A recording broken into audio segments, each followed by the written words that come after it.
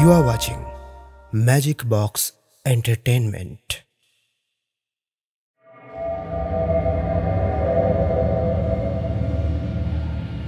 বিষ্টুদার প্রতি আপনাদের প্রাণ ভরা ভালোবাসায় টিম ম্যাজিক বক্স এন্টারটেইনমেন্ট আপ্লুত। আর ম্যাজিক বক্স মানেই আপনার পছন্দের গল্প, নস্টালজিক সেই ভৌতিক আসরের অনুভূতি আপনার কাছে পৌঁছে দিতে আমাদের এবারের নিবেদন বিষ্টুদার ভূতের গল্প সিরিজের ৫১তম গল্প বেদবনার ভুতুড়ে ঘটনা। প্রতি সপ্তাহে নতুন নতুন রোমাঞ্চকর, রহস্যময়, ভৌতিক এবং আরও হরেক রকম স্বাদের গল্প শুনতে সাবস্ক্রাইব করে আমাদের সঙ্গে থাকুন। নতুন গল্পের আপডেট সবার আগে পাওয়ার জন্য বেল আইকনটি ক্লিক করে নোটিফিকেশান অন করে রাখুন। শুরু হচ্ছে সৌমেন মজুমদারের লেখা বিষ্টুদার ভূতের গল্প সিরিজের ৫১তম গল্প বেদবনার ভুতুড়ে ঘটনা।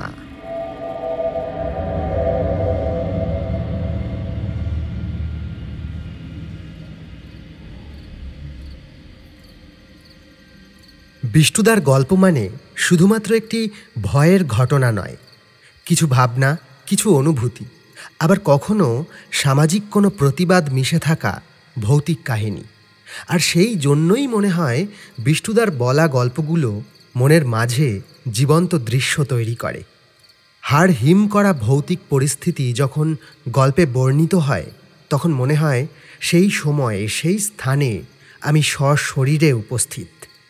আবার যখন যাত্রাপথের অথবা কোনো জায়গার প্রকৃতির রূপ বর্ণনা করে বিষ্টুদা, তখন সেসব দৃশ্য মনে শান্তি যোগায়। সেই নেশাতেই তো প্রতি সন্ধ্যায় আমরা তিনজনে উপস্থিত হই হরিদার চায়ের দোকানে।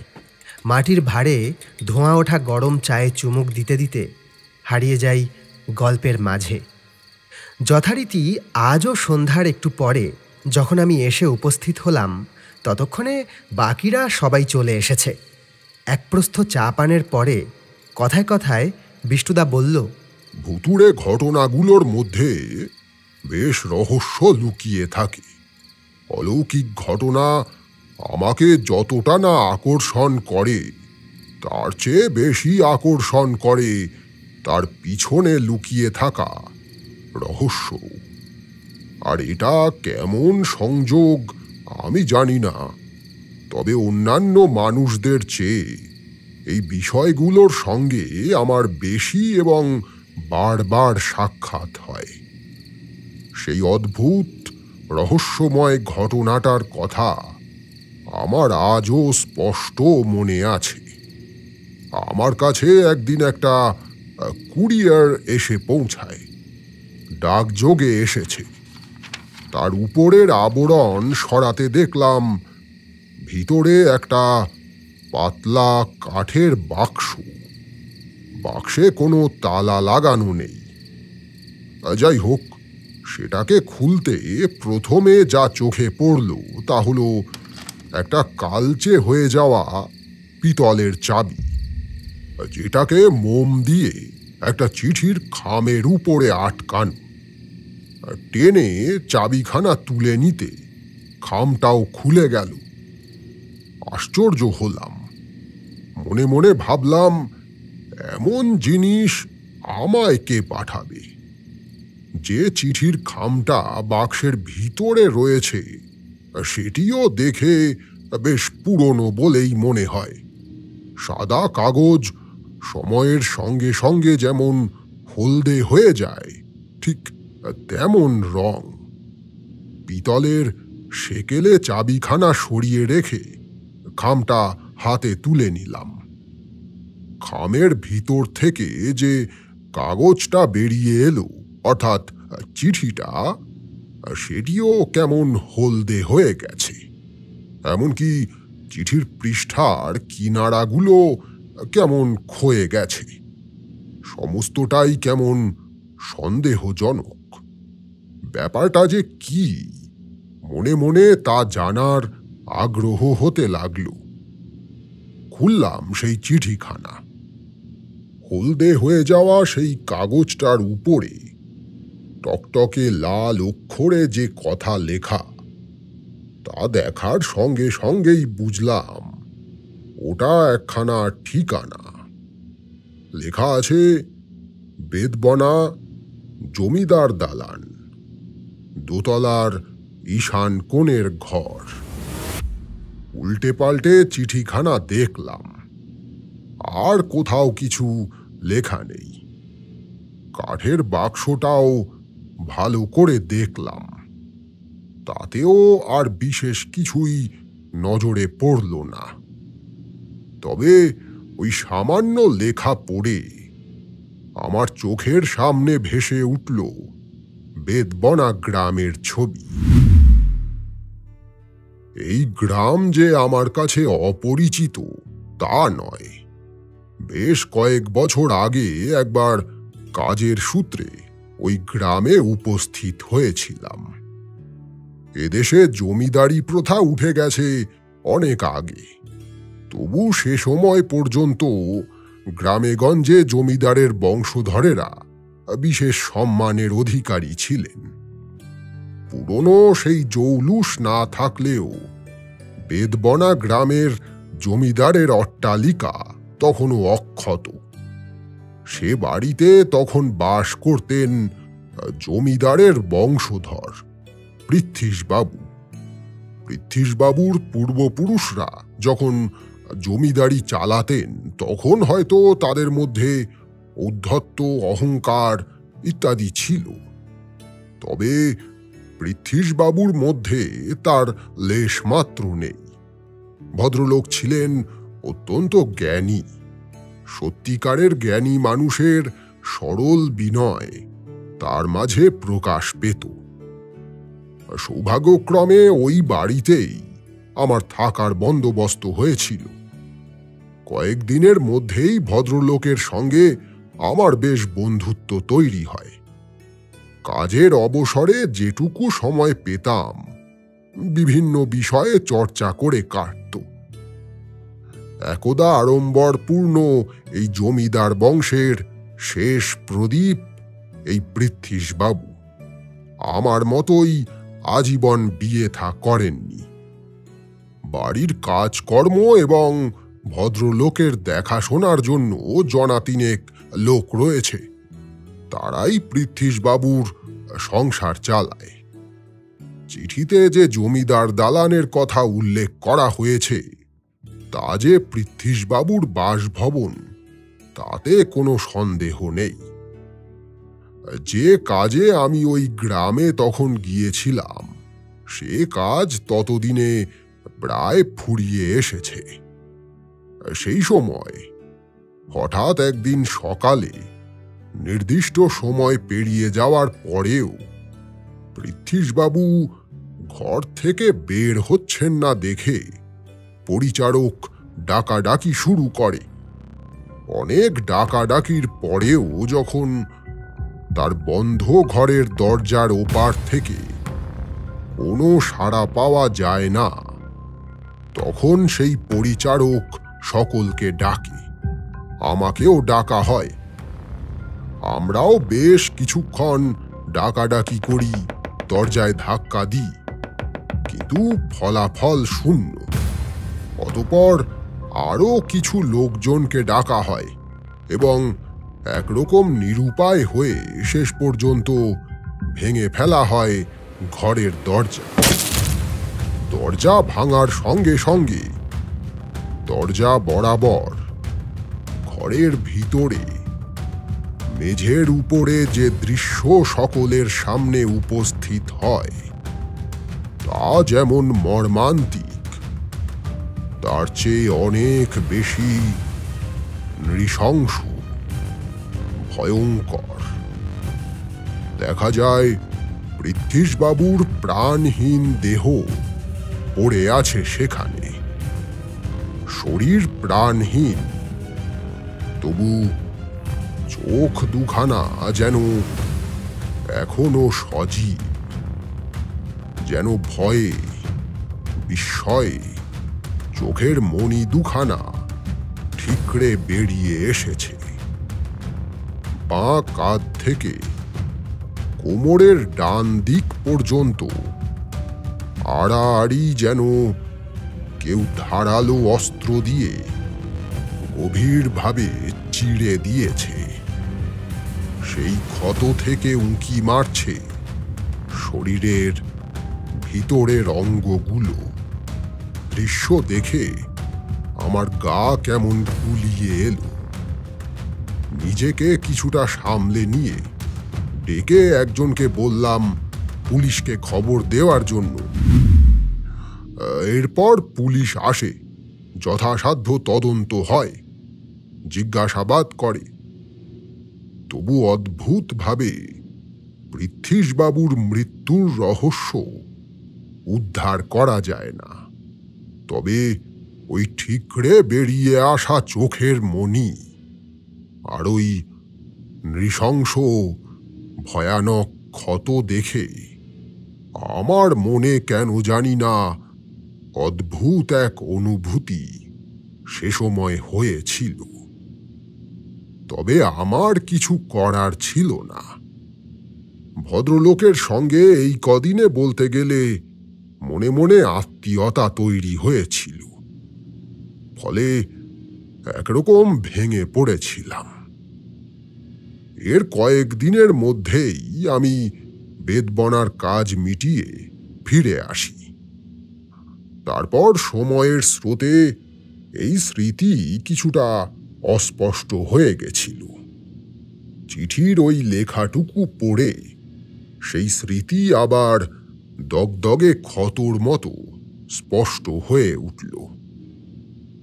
ওই চিঠিতে যে সেই জমিদার বাড়ির দোতলার ঈশান কোণের ঘরটির কথা বলা হয়েছে সে বিষয়ে আমি নিশ্চিত, কিন্তু ওই বাক্স সহ চিঠিখানা এবং চাবিটা আমায় পাঠালো কে? পৃথ্বীশবাবু অকৃতদার মানুষ, ফলে তার মৃত্যুর পরে ওই বাড়িতে অন্য কেউ আছে তেমনটা হওয়ার সম্ভাবনা খুবই কম। হতে পারে কোনো দূর আত্মীয় এখন ওখানে বাস করছে, কিন্তু তেমন কোনো অপরিচিত লোক আমার কথা জানবে কি করে, এবং এমন একটা চিঠি আর চাবি আমায় পাঠাবে কেন? এ কথাও ঠিক, জিনিসগুলো দেখে যা মনে হচ্ছে তাতে কেউ আমাকে ওখানে যেতে বলছে। ব্যাপারটা যে কি বোধগম্য হলো না। বিষয়টা নিয়ে অনেক ভাবনা চিন্তা করলাম, কিন্তু প্রশ্নগুলো, বিশেষত মানসিক দ্বন্দ্বগুলো কোনোভাবেই দূর করতে পারলাম না। শেষে সিদ্ধান্ত নিলাম পরদিনই আমি সেই বেদবনায় যাব। যেমন ভাবা তেমন কাজ। জিনিসপত্র গুছিয়ে নিয়ে দীর্ঘ যাত্রাপথ পেরিয়ে যখন আমি বেদবনায় পৌঁছালাম তখন দুপুর। রেল স্টেশন থেকে বেরিয়ে হাঁটা পথে যখন সেই পুরনো জমিদার বাড়ির দিকে চলেছি, তখন একটা বিষয় আমাকে অবাক করল। পথ চলতি বেশ কয়েকজন আমায় চিনতে পারল। এতদিন হয়ে যাওয়ার পরেও কিছু মানুষ যে আমায় মনে রেখেছে, এটা দেখে খুবই ভালো লাগল। অতঃপর যখন আমি জমিদার বাড়ির সামনে পৌঁছালাম, তখন সেই শ্যাওলা ধরা পুরনো অট্টালিকা দেখে শরীরে কেমন কাঁটা দিয়ে উঠল। বাইরে থেকেই বুঝতে পারলাম ওই বাড়িতে এখন আর কেউ থাকে না। তবে খুব বেশি যে লতাপাতা গাছপালা জন্মেছে তা নয়। লোহার ফটক পেরিয়ে এগিয়ে গেলাম সদর দরজার দিকে। একটা মরিচা ধরা তালা ঝুলছে সেখানে। এমন পরিত্যক্ত বাড়িতে, যেখানে সেই মর্মান্তিক মৃত্যু ঘটেছিল পৃথ্বীশবাবুর, সেখানে প্রবেশ করতে কেমন যেন সংশয় হচ্ছিল মনে। শরীরে কেমন শিরশিরে অনুভূতি হচ্ছিল। একরকম জোর করেই মনের দ্বিধা দূর করলাম। তারপর সেই চিঠির সঙ্গে যে চাবিখানা আমার কাছে পৌঁছেছিল সেখানা বের করে তালার ছিদ্রে ঢুকিয়ে ঘোরালাম। সঙ্গে সঙ্গে কট করে একটা শব্দ হয়ে তালাখানা খুলে গেল। সেটাকে দরজা থেকে ছাড়িয়ে কাঠের ভারী পুরনো দরজার পাল্লায় ঠেলা দিলাম। অদ্ভুত একটা গা শিরশিরে শব্দ হয়ে সেটা খুলে গেল। স্বাভাবিকভাবেই ভিতরে ধুলোর পুরু আস্তরণ জমেছে। প্রাণহীন এই বাড়িতে বিরাজ করছে অতিলৌকিক নিস্তব্ধতা। দরজা জানালা সব বন্ধ। বাইরের আলো ভিতরে প্রবেশ করছে না বললেই চলে। ফলত অন্ধকারাচ্ছন্ন হয়ে রয়েছে ভিতরটা। আমি ঢুকে পড়লাম। এ বাড়ির সবটুকুই আমার চেনা। মাঝে বিরাট বড় বসার ঘর, উত্তরের সিঁড়ি, দোতলার করিডোর, সব কিছু। সত্যি কথা বলতে আমি তখনও জানতাম না কেন আমি এখানে এসে উপস্থিত হয়েছি। ওই চিঠিতে লুকানো আহ্বান এবং আমার মনের কৌতূহল আমাকে নিয়ে এসেছে এখানে। অতএব এসেই যখন পড়েছি তখন থাকার মতো বন্দোবস্ত তো করতে হবে। এগিয়ে গিয়ে সিঁড়ি বেয়ে উঠলাম দোতলায়। আগে যখন এসেছিলাম তখন যে ঘরে আমার থাকার বন্দোবস্ত হয়েছিল সেই ঘরের দিকে এগিয়ে গেলাম। ঘরের দরজাগুলো তালাবন্ধ নয়। দু একটা ঘরে উঁকি দিয়ে আমি দেখেছি।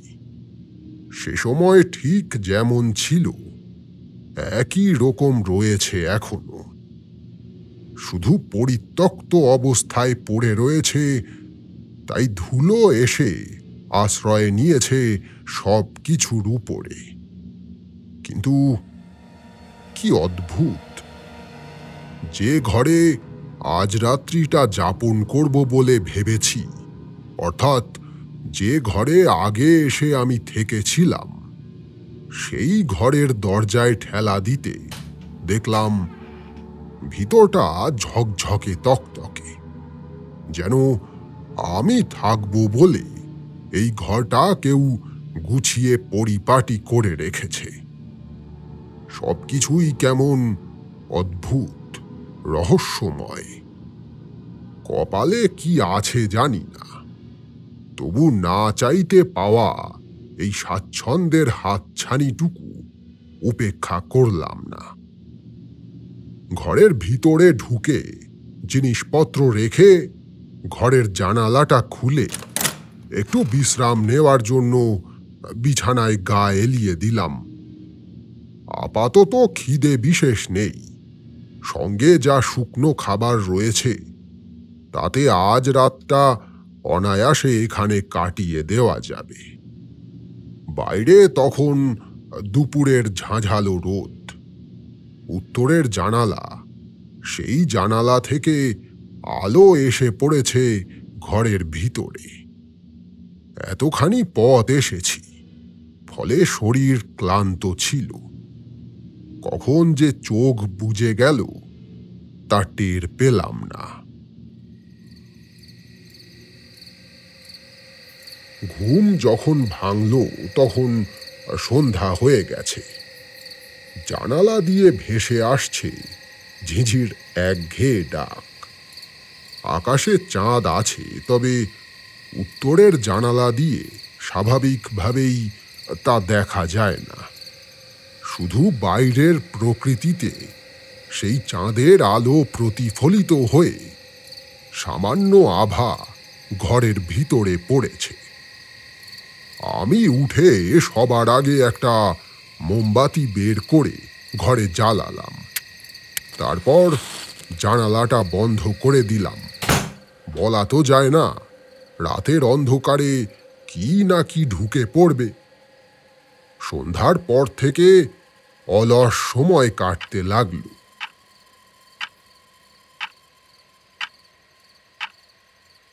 রাত ৯টা, ৯:৩০ নাগাদ সঙ্গে থাকা খাবার দাবার বের করে রাতের খাওয়া শেষ করলাম। তারপর জানালার একটা পাল্লা খুলে সেটার সামনে দাঁড়িয়ে একটা সিগারেট ধরালাম। মনের সুখে যখন ধোঁয়া ছাড়ছি, ঠিক সেই সময় মনে হলো আমার এই ঘরের দরজার ওপাশে কেউ এসে উপস্থিত হয়েছে। স্পষ্ট কোনো শব্দ নয়, তবু কোনো মানুষ দাঁড়িয়ে নড়াচড়া করলে যেমন মনে হয়, ঠিক তেমন। কে? কোনো সাড়া নেই, কিন্তু এ জাতীয় সন্দেহ একবার মনে প্রবেশ করলে নিরসন না হওয়া পর্যন্ত অস্বস্তি হতে থাকে। অতএব সিগারেটটা নিভিয়ে জানালা দিয়ে ছুঁড়ে ফেলে এগিয়ে গেলাম দরজার দিকে। হাতে জ্বলন্ত মোমবাতিটা তুলে নিয়েছি। দরজা খুলে বাইরে এলাম। না, কোথাও কেউ নেই। মোমবাতির কম্পমান হলদে শিখার আলোয় যতটা দেখা যাচ্ছে, তাতে কোনো মানুষ কেন, কোনো কিছুর উপস্থিতি চোখে পড়ল না। হয়তো আমি ভুল শুনেছি। এই ভেবে আবার দরজা বন্ধ করে ঘরে ফিরে এলাম। এই ঘরে একটা পালঙ্ক রয়েছে, তার পাশে একটা ছোট টুল। উল্টো দিকের দেওয়ালে একটা কাঠের আলমারি। পালঙ্কের পাশে দেওয়ালে ঝুলছে একটা ছবি। জানি না কে, তবে মুখের আদল দেখে মনে হয় পৃথ্বীশবাবুর কোনো পূর্বপুরুষ হবে। রাত বাড়ছে, অকারণে জেগে থাকার কোনো অর্থ হয় না। অতএব মোমবাতি নিভিয়ে পালঙ্কে শুয়ে পড়লাম। এতক্ষণ এই অনুভূতি হয়নি, তবে এই নিস্তব্ধ রাত্রিতে এমন নির্জন পরিত্যক্ত পুরনো জমিদার বাড়িতে একা পালঙ্কে শুয়ে মনে কেমন অস্বস্তি শুরু হলো। ভাবতে লাগলাম, ওই চিঠি আমায় কে পাঠালো, কেন পাঠালো? এসব ভাবতে ভাবতেই একসময় ঘুম নামলো চোখে।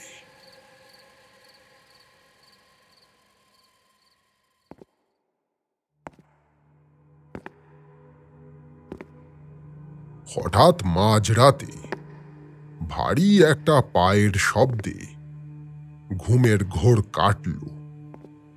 মনে হলো আমার ঘরের বাইরে কেউ একজন হেঁটে বেড়াচ্ছে। শব্দটা কানে যাওয়ার সঙ্গে সঙ্গে আমার শরীর কেমন শিরশির করতে লাগল। এত রাতে কে হাঁটছে বাইরে? আমি শুয়ে শুয়েই কান খাড়া করে রইলাম।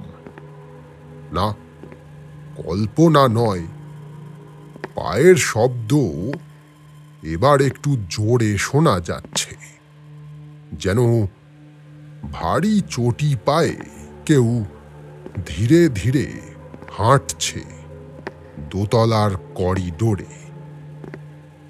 আমার মনের ভিতরে অজানা আতঙ্কের ঢেউ উঠেছে।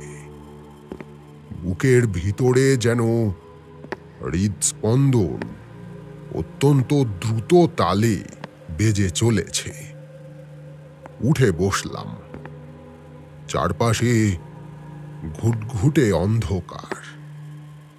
বন্ধ পুরনো কাঠের জানালার ফাঁক গলে আসা চাঁদের আলো সামান্য আলোক রেখা তৈরি করেছে মেঝের উপরে। আমি হাতড়ে মোমবাতির খোঁজ করলাম। রাতে ওটা বিছানার পাশেই রেখেছিলাম। পেলাম। দেশলাইটাও পাশেই ছিল। জ্বালালাম সেটাকে। রাখলাম পালঙ্কের পাশে, টুলের উপরে। মোমবাতির কম্পমান আলোয় ঘরটা আলোকিত হয়ে উঠল। লক্ষ্য করলাম হঠাৎই পায়ের শব্দ থেমে গেছে, কিন্তু তারপরেই আবার একটা শব্দ। এইবার যেন বাইরে কোনো দরজা বন্ধ হলো। সেই শব্দের তীব্রতা এতটাই ছিল, আমার বুকের ভিতরটা কেঁপে উঠল। কিছুক্ষণ চুপচাপ বিছানাতেই বসে রইলাম। তারপর ধীরে ধীরে বিছানা থেকে নেমে ঘরের দরজার দিকে এগোলাম। মোমবাতির আলোয় আমার নিজের ছায়াটাও কেমন যেন অচেনা লাগছে। দরজায় হাত রাখতেই হঠাৎ গা ছমছম করে উঠল। দরজার দিক থেকে যেন একরাশ ঠান্ডা বাতাস ভেসে এলো, অথচ দরজা তখনও বন্ধ।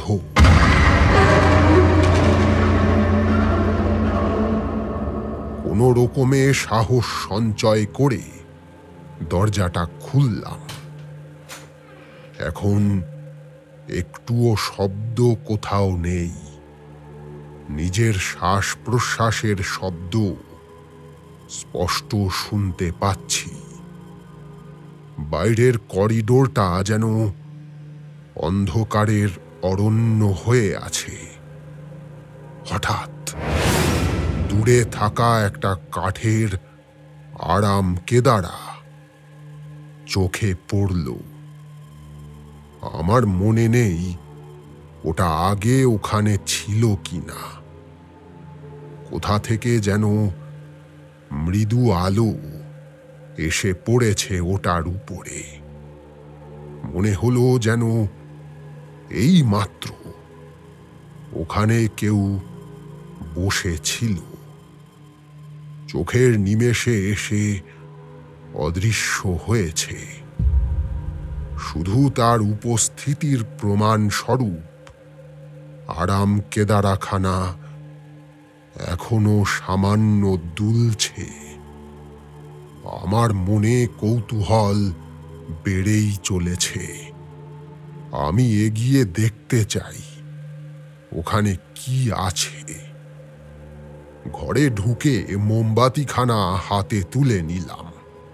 তারপর আবার পা বাড়ালাম করিডোরের দিকে। সম্পূর্ণ জমিদার বাড়ি নিস্তব্ধ, কিন্তু নিস্তব্ধতার ভিতরেও যেন একটা অস্পষ্ট শব্দ লুকিয়ে আছে, একটা চাপা কান্নার মতো। না, হয়তো বাতাসের শব্দ। আমি ধীরে ধীরে হাঁটতে লাগলাম সেই দিকে যেখানে আরাম কেদারাখানা রয়েছে। ভয় তখন আমার অন্তরাত্মাকে ধীরে ধীরে গ্রাস করছে।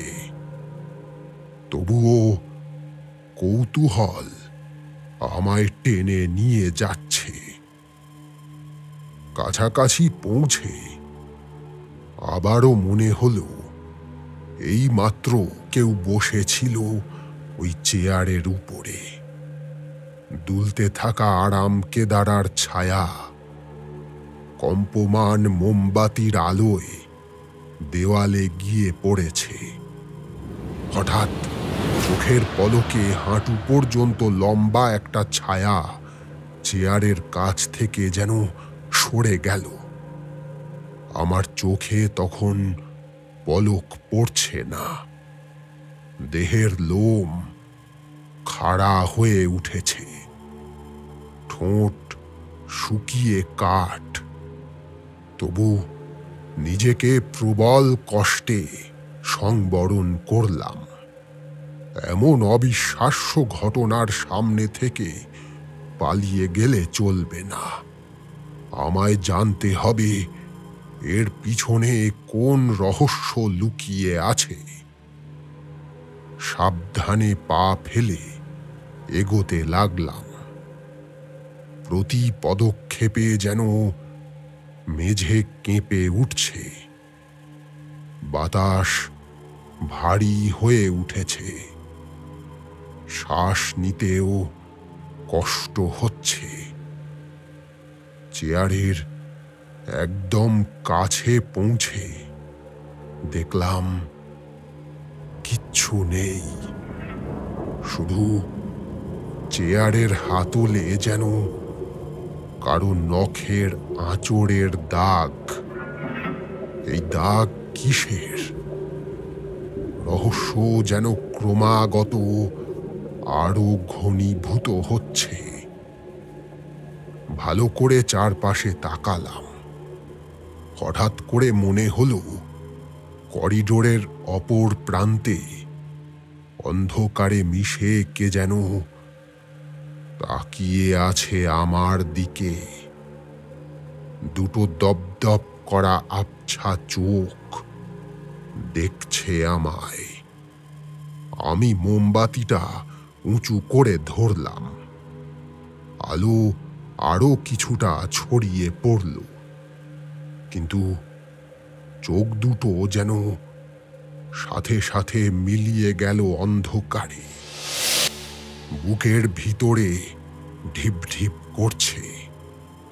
ফিরে গিয়ে নিজের ঘরে ঢুকে দরজা বন্ধ করে দেব, নাকি এগিয়ে যাব সামনে? দ্বিধাগ্রস্ত হয়ে দাঁড়িয়ে রইলাম। ঠিক তখনই আবার সেই শব্দ, থপ থপ থপ, যেন কেউ অদৃশ্য পায়ে আবার হাঁটছে করিডোরে। এবং এবার স্পষ্ট অনুভব করলাম শব্দটা সোজা আমার দিকেই এগিয়ে আসছে। মোমবাতি ধরা হাতখানা ততক্ষণে কাঁপতে শুরু করেছে। আমি দম বন্ধ করে দাঁড়িয়ে রইলাম। শব্দ ক্রমে আরো কাছে আসছে, আরো কাছে। ঠিক এমন সময় মনে হচ্ছিল আর এক মুহূর্ত দাঁড়িয়ে থাকতে পারবো না। আমার পা দুখানা সম্পূর্ণ অসাড় হয়ে আসছে। তখন হঠাৎ করেই আমার কাঁধের উপরে এসে পড়ল একটা শীতল নিঃশ্বাস। আমি এক ঝটকায় পিছনে ফিরলাম। আশ্চর্য, ওই নিঃশ্বাস আমি স্পষ্ট অনুভব করেছি। টের পেয়েছি সেই এগিয়ে আসার পদশব্দ, অথচ আশেপাশে কারো কোনো চিহ্ন মাত্র নেই। আমি স্তব্ধ হয়ে গেলাম। পা যেন মাটিতে গেঁথে গেছে। আর তখনই মনে পড়ল ওই চিঠিতে লেখা ঠিকানা। দোতলার ঈশান কোণের ঘর। আমি তো এখনো সেখানে যাইনি। কিছু একটা ভয়ঙ্কর যে অপেক্ষা করছে সেখানে, তা এখন আমার সমস্ত অনুভূতি দিয়ে টের পাচ্ছি। তবু জানি না কেন মনে হলো আমি যদি এখন পিছিয়ে যাই তবে কোনো দিনও এই রহস্যের তল পাব না। সারা জীবন মনে আমার অস্বস্তি হয়ে থাকবে। মনে মনে দৃঢ় সংকল্প করে সোজা এগিয়ে চললাম ঈশান কোণের সেই ঘরের উদ্দেশ্যে।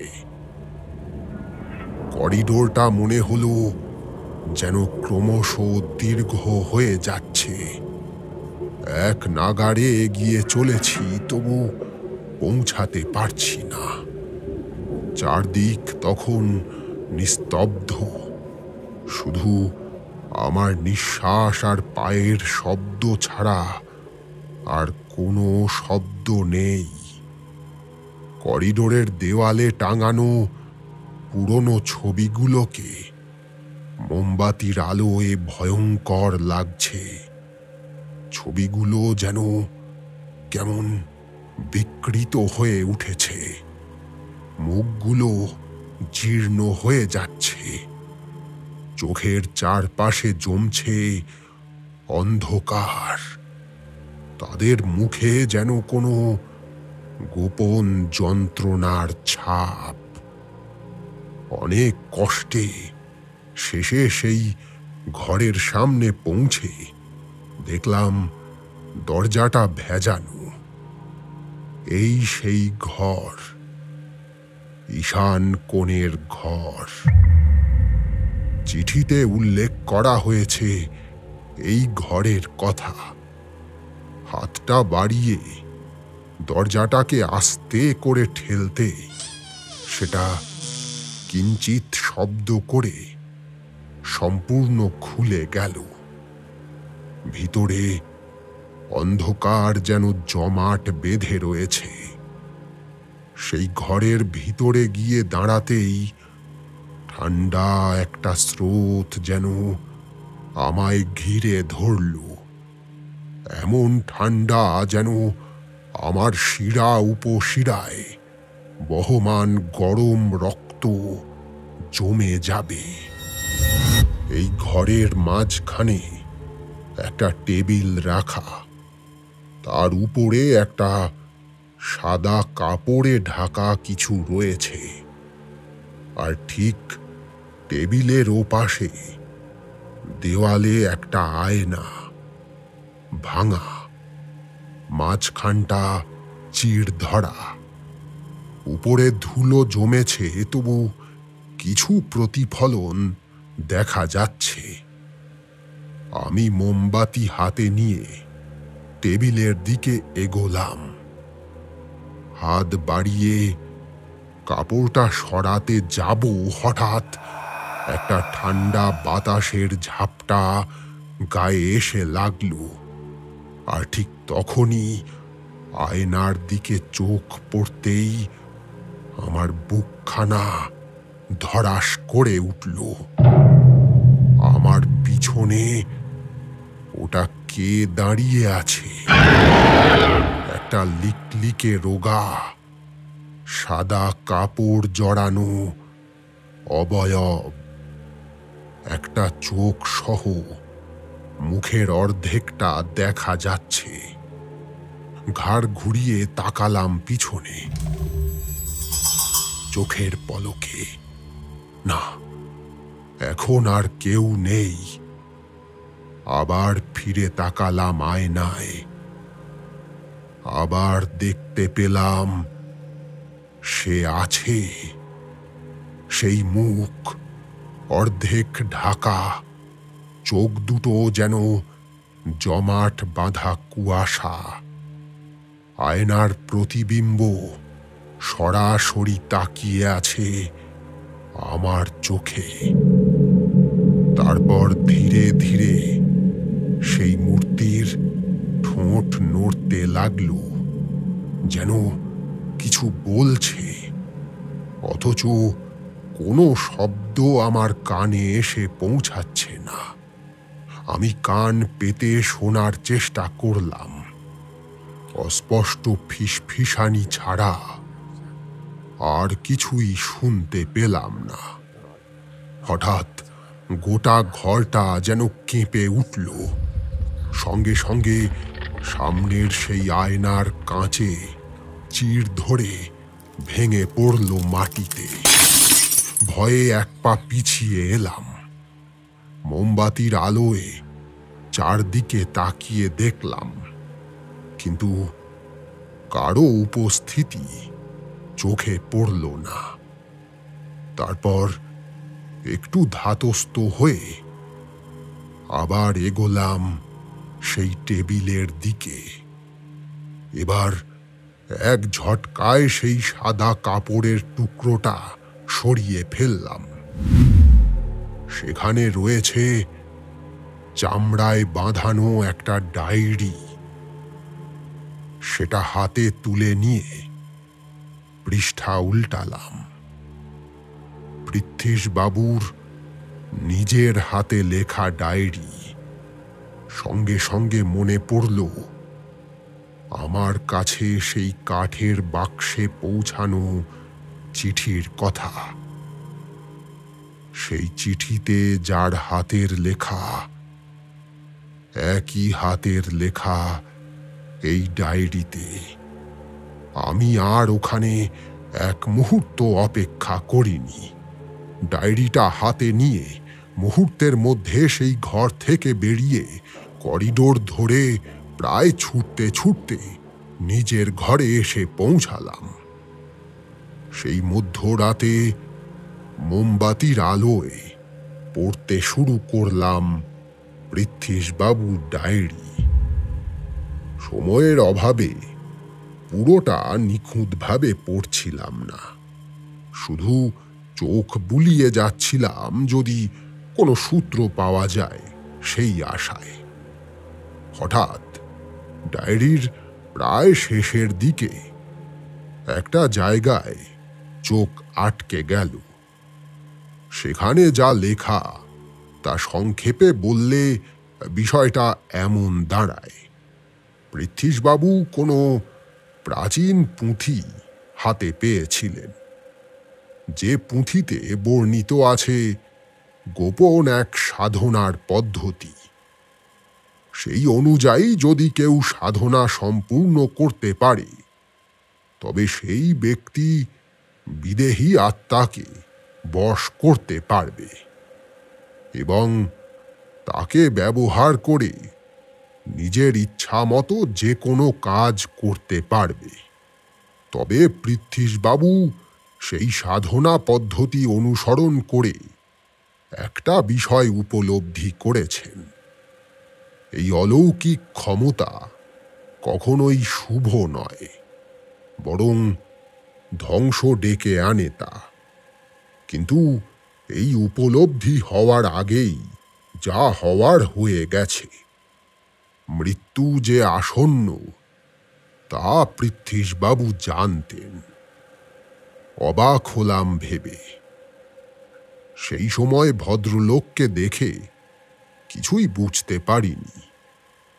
ডায়েরিতে ভদ্রলোক উল্লেখ করেছেন তার মনের ইচ্ছা ওই পুঁথি পুড়িয়ে ফেলার, কিন্তু তার আশেপাশে থাকা বিদেহী আত্মারা সে কাজ করতে দিচ্ছে না। অন্য কারো উপরেও তিনি ভরসা করতে পারেননি, কারণ লোভ মানুষকে অন্ধ করে দেয়। অথচ অন্য কেউ নাকি সহজেই ওই পুঁথিকে ধ্বংস করতে পারবে, তার কোনো ক্ষতি করতে পারবে না ওই আত্মারা। বুঝলাম কিছু করে ওঠার আগেই পৃথ্বীশবাবুর মৃত্যু হয়। হয়তো আশঙ্কা তৈরি হয়েছে ওই পুঁথি অন্য কারো হাতে পড়বে, আবার হবে কোনো সর্বনাশ। তার আগেই তিনি চাইছেন সেই পুঁথি ধ্বংস করে ফেলতে। আমি ডায়েরির বাকি পাতাগুলো উল্টাতে লাগলাম। শেষে খুঁজে পেলাম কোথায় লুকিয়ে রাখা আছে সেই পুঁথি। ডায়েরিটা বন্ধ করে মোমবাতিটা আবার হাতে তুলে নিলাম। এগিয়ে চললাম সেই দিকে যেখানে পুঁথিটা রয়েছে। আমার মনে মনে হিসাব চলতে লাগলো। মিলে যেতে লাগলো সব সূত্র। পৃথ্বীশবাবুর বিদেহী আত্মাই আমায় এখানে ডেকে এনেছে। হয়তো কোনো কারণে আমাকেই মনে হয়েছে সবচেয়ে বিশ্বস্ত। আমায় সেই বিশ্বাসের মর্যাদা রাখতে হবে। সেই পুঁথি রয়েছে যে ঘরে পৃথ্বীশবাবু থাকতেন সেই ঘরে। হতে পারে যে রাতে পৃথ্বীশবাবুর মৃত্যু হয়েছিল সেই রাতে তিনি চেষ্টা করেছিলেন পুঁথিটাকে ধ্বংস করতে। বেশ কয়েকদিন এখানে কাটিয়েছিলাম, তাই প্রত্যেকটা ঘরই মোটামুটি চেনা। করিডোর ধরে হেঁটে পৃথ্বীশবাবুর ঘরের সামনে পৌঁছালাম। আমার বুকের ভিতরটা কেমন ঢিপ ঢিপ করছে। একটা শ্বাস নিয়ে ঠেলা দিলাম দরজায়। ঘরের ভিতরে ঘুটঘুটে অন্ধকার। মোমবাতি হাতে ঢুকে পড়লাম ঘরের ভিতরে। মোমবাতিটা পাশেই একটা টেবিল রয়েছে, তার উপরে রাখলাম। এ ঘরে কেমন যেন একটা বদ্ধ ভাব, অস্বস্তিকর অনুভূতি ঘিরে ধরছে ক্রমাগত। মনে হচ্ছে আমার আশেপাশে অসংখ্য অদৃশ্য প্রেতের দল ঘুরে বেড়াচ্ছে। মোমবাতির আলোয় আমার নিজের কম্পমান ছায়া ভয়ানক বলে মনে হল। এগিয়ে গেলাম ঘরের কোণায় থাকা কাঠের আলমারির দিকে।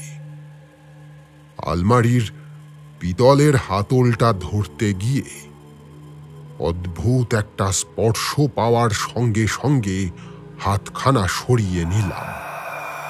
মনে হলো হাতলের উপরে অন্য একটা হাত রয়েছে, যে হাতখানা বরফের মতো ঠান্ডা। আমি পুনরায় হাত এগিয়ে দিলাম সেই দিকে। এবার আর কিছু অনুভব করলাম না, তবে সেই ধাতুর হাতলখানা বরফের মতো ঠান্ডা হয়ে রয়েছে। ওটা ধরে টান দিলাম। ভিতরে সুন্দর করে গুছিয়ে রাখা অসংখ্য বই। উপর থেকে দ্বিতীয় তাকের বইগুলো নামিয়ে ফেললাম। সেই বইয়ের পিছন থেকে পাওয়া গেল একটা অতি প্রাচীন পুঁথি। সেই পুঁথিতে হাত দেওয়ার সঙ্গে সঙ্গে ঘরের ভিতরে যেন বাতাসের ঘূর্ণি সৃষ্টি হল। ধপ করে নিভে গেল মোমবাতিটা, আর সেই গলানো পিচের মতো অন্ধকারে ভেসে উঠল ফসফরাসের মতো জ্বলতে থাকা অসংখ্য চোখ।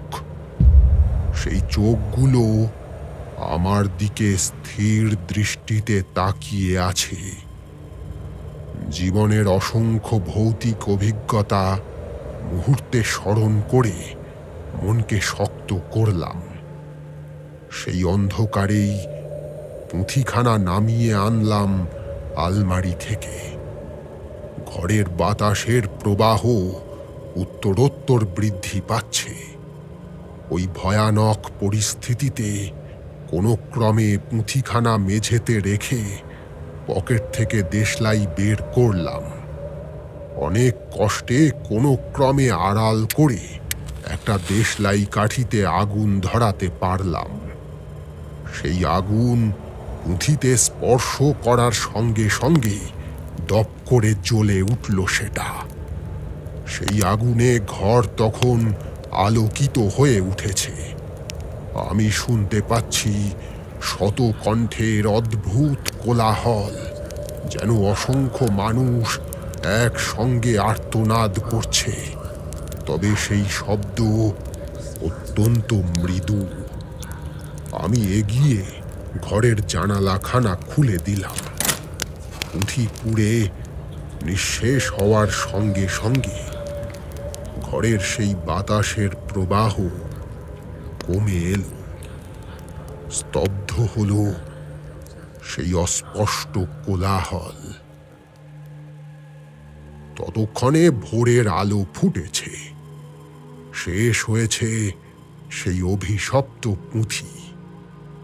পূর্ণ হয়েছে পৃথ্বীশবাবুর বিদেহী আত্মার মনস্কামনা।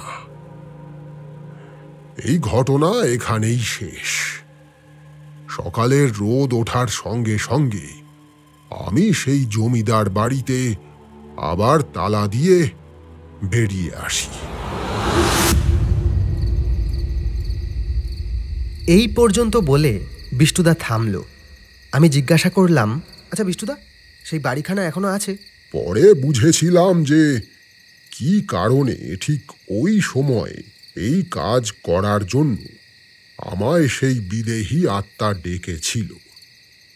খোঁজ নিয়ে জেনেছিলাম এর মাসখানেক পরেই ওই বাড়িটা সংস্কার করা হয়। কিছু অংশ ভেঙে বাকি অংশ সারাই করে ওখানে একটা বাগান বাড়ি তৈরি করা হয়েছে। উত্তরাধিকার সূত্রে ওই সম্পত্তি যে পেয়েছিল সে বিক্রি করে দেয়। পৃথ্বীশবাবু চাননি ওই বাড়িতে কেউ থাকতে এসে সেই পুঁথি খুঁজে পাক। অন্য কারো লোভের বশে এমন সর্বনাশ হোক। পুরনো সেই প্রবাদ তো সবাই জানিস, লোভে পাপ, পাপে মৃত্যু।